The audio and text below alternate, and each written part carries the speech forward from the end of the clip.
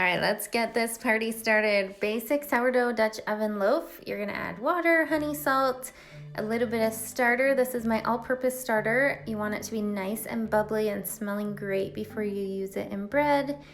And then I'm gonna add about 2 cups of the flour, required flour, and stir that in with a Danish dough whisk, which I highly recommend if you're gonna make bread by hand.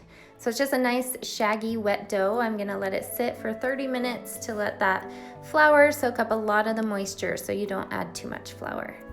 Now I'm back, adding in about 1/4 cup of flour at a time to help incorporate that into the dough.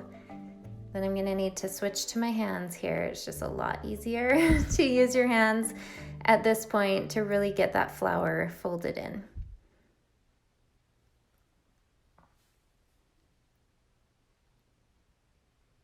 Now you don't need to go crazy here, just add a little bit at a time and slowly and gently fold it in.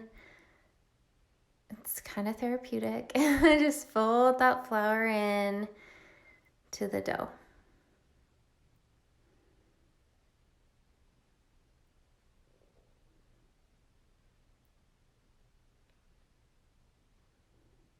You're gonna end up adding about 3 cups, maybe more, maybe less, depending on where you live, but just look for that dough really coming together. It's gonna get pretty sticky. There we go, pretty sticky. So at this point, I just add a tiny bit more, even a tablespoon or 2, to have it come together a little bit. You want just a nice ball of dough in your bowl. And once it's come together like that, this is where the tricks come in. While it's rising, so it's gonna sit now, it's in the bowl, it's gonna sit now for 30 minutes. Set a timer and just sit it aside for 30 minutes.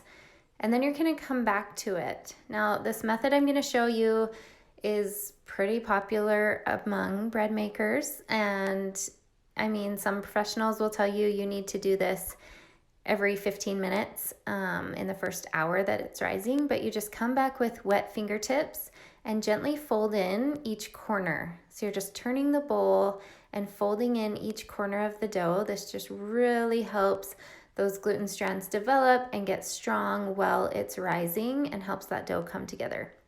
This is gonna give you a lighter loaf as well.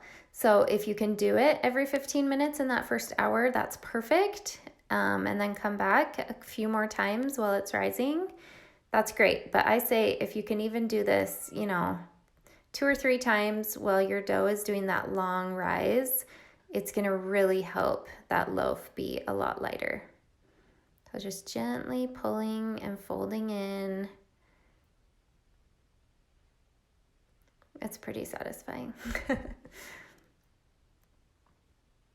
I'm gonna come back and do it a couple more times. These first ones are about 15-20 minutes apart, and then I wait an hour or so to come back again. You can see the dough just getting nice and smooth and soft. Nice, it's just really coming together each time you do it. Those wet fingertips are important. This is gonna be the last time that I do it. You can see how much my dough has risen at this point. And this is really helping with that. This batch I did on my countertop, but you can also rise this dough in the fridge overnight. That helps to slow it down a little bit so you don't prove it too much. If you overprove your dough, it's gonna fall in the oven. So now gently coax it out. My dough's been rising for probably 5 hours at this point, maybe 6. I'm gonna coax it out onto a lightly floured surface and do that same thing, just gently on my countertop. 4 folds into the center, and then I'm gonna let it sit for about 5 or 10 minutes. Just give it a rest. It's like a muscle. You don't wanna overwork it. Just give it moments of resting.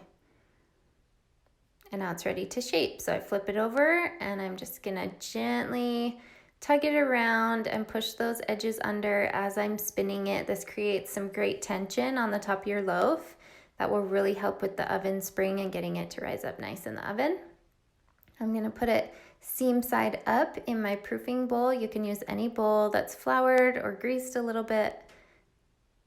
And now it's been sitting for about 45 minutes. So you can see where I press my finger in, it gently fills back in, which means it's ready. You're gonna learn to watch the dough and not the clock, but that will come with time.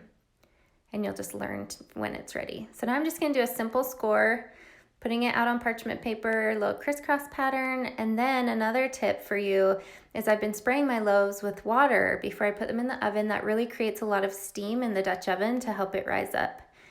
And it's done. So I bake with the lid on for about 20 minutes and then lid off for another 10 minutes, and you have a gorgeous, easy sourdough Dutch oven loaf.